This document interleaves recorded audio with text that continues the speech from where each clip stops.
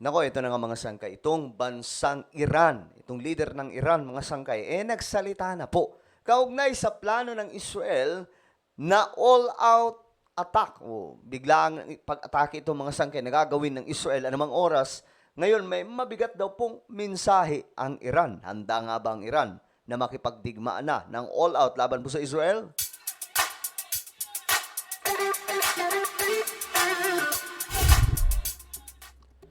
Hello guys, this is me, Sangkay Janjan. I'm back for another vlog today. At ito, pag-uusapan po natin itong patungkol po sa magulong sitwasyon ngayon mga sangkay ng Iran at Israel. Dahil lumalala po ang tensyon, ano? Mga sangkay. Ngayon, ayon po sa report, may lumabas sa pong impormasyon na itong Iran nagsalita na po. Kaugnay sa planong surpresang gagawin ng Israel. Kasama po siyempre yung bansang Amerika. Yung pwersa po mismo nila. So yan po yung aalamin natin. Anyway, bago tayo magsimula, paki-subscribe po muna yung ating YouTube channel mga sangkay. Tayo po ay 1.31 million subscribers na. Ilang tulog na lamang po 1.4 million na po tayo dito sa YouTube. So ano pang hinihintay mo? Click the subscribe down below, click the bell, and click all. Sa mga nanonood naman po sa Facebook, i-follow nyo po yung ating Facebook page. Alright guys, ay yung mga yung mga solid sangkay na nanonood ngayon, magsi-comment po kayo ng hashtag solid sangkay kasama po ang inyong mga lugar. Alright, ito po kasi ang balita. Breaking news, Iran. Ayon po dito, fully prepared for war situation. Ayon po dito mga sangkay,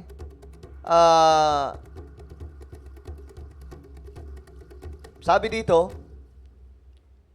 ang Iran daw po ay handang-handa na sa anumang gagawin nitong bansang Israel.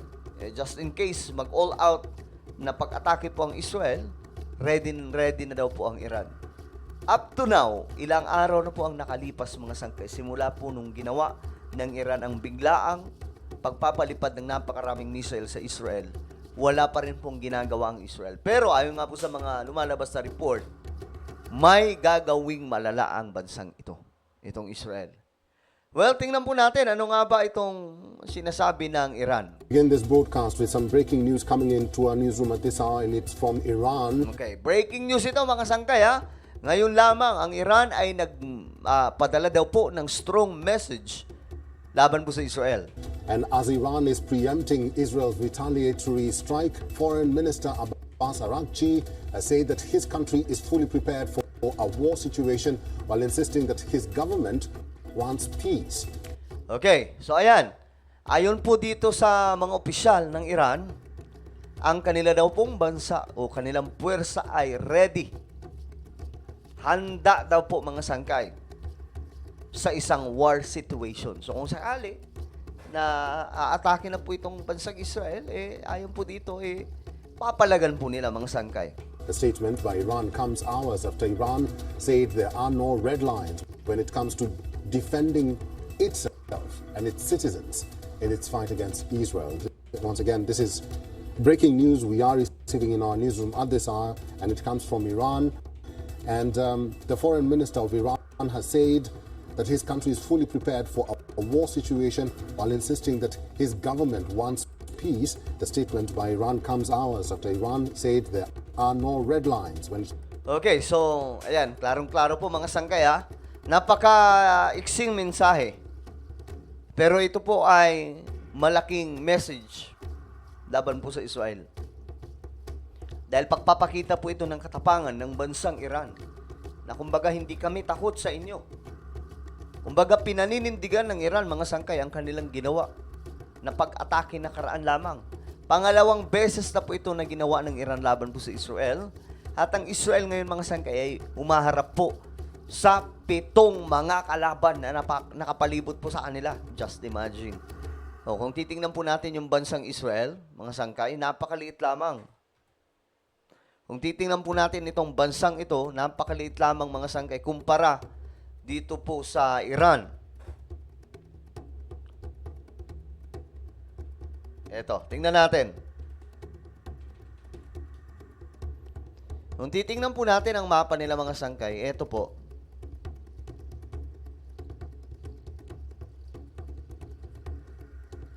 Oh, ito.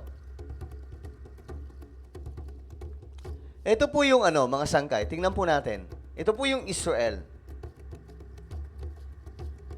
Ayan, ito po yung Israel. Napakalit lamang po na bansa niyan. Ito lang po yun, oh.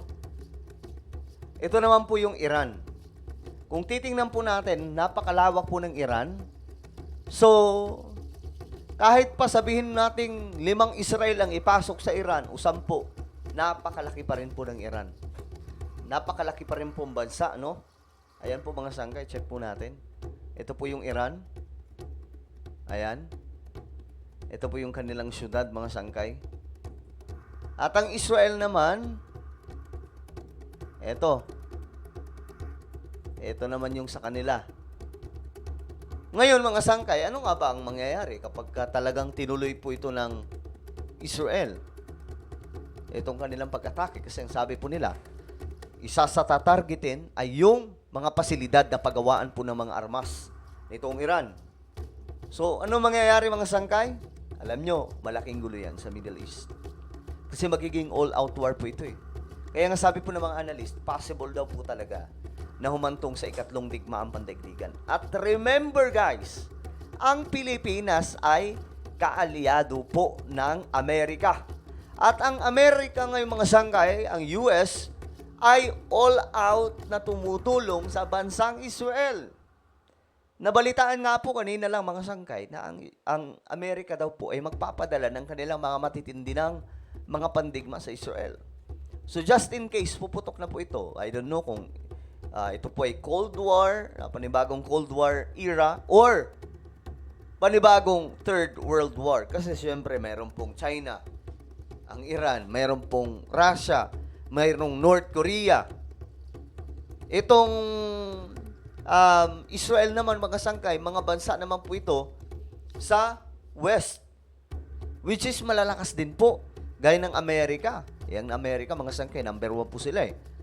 Ngayon, ang problema dito sa Iran naman, dahil kinakalaban po nila, nag-warning po sila nakaraan, yung mga kapwa nila Muslim.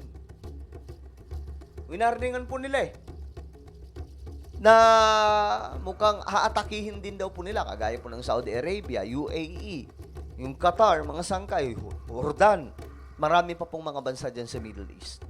So ngayon, mga sangkay, mukhang, ito na yung proseso, ready na daw po yung Iran sa gera. It comes to defending itself and its citizens in its fight against Israel.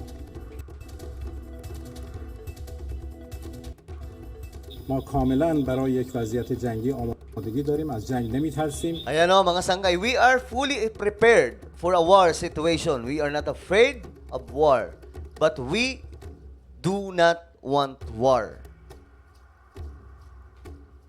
So, dito, sabi po nila, sobrang ready talaga kami sa war situation. Hindi kami natatakot sa digmaan, pero hindi namin gusto ang digmaan. Pero bakit nila inatake yung Israel kung ayaw pala nila ng digmaan? Diba?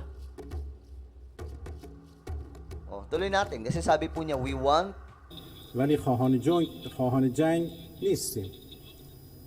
ما خواهان صلح هستیم و برای We want peace and we will work for a just peace in Gaza and Lebanon. Ang problema nga po, itong Iran po yung nagfa-fund. So, itong mga sangkay, parang ginagawa po ng China, di ba? Yung China, sabi nila, we are for peace. Hindi kami, ayaw namin na nambubuli. Pero ang ginagawa nila, nambubuli sila. Pero ganito din po ang ginagawa ng Iran. We are for peace. We do not want war. Pero anong kanilang ginagawa? Nagfa-fund po sila. Sumusuporta po sila sa lahat ng mga kalaban ng Israel. 'Di ba? 7 nga yung kalaban ng Israel dito, mga sangkay. So, sana hindi po umabot ito sa digmaan na malala, no? Kasi alam nyo, ang Pilipinas kaalyado po ng Amerika at ang Pilipinas kaibigan po ng Israel. Ano ang mangyayari, mga sangkay, kapag nagkaroon na po ng all-out war? Of course, may mga ipapadala mga sundalo galing din po sa atin. Ganun po ang mangyayari dyan. Lalong-lalo na po, mayroon po tayong Mutual Defense Treaty sa Amerika. برای صلح عادلانه در غزه و لبنان تلاش خواهیم کرد. For all Okay, so ano po ang inyong opinion tungkol po dito? Kayo ba ay naniniwala dito sa sinasabi ng Iran? I-comment nyo sa ibaba ang inyong mga opinion. Mayroon po akong isang YouTube channel, guys. Sangkay Revelation, hanapin nyo po ito sa YouTube. Kapag nakita nyo na, i-click nyo po yung subscribe, i-click ang bell at i-click nyo po yung all dahil magaganda po yung content na ina-upload po natin dito. Ako na po yung magpapaalam. Mag-iingat po ang lahat. God bless everyone.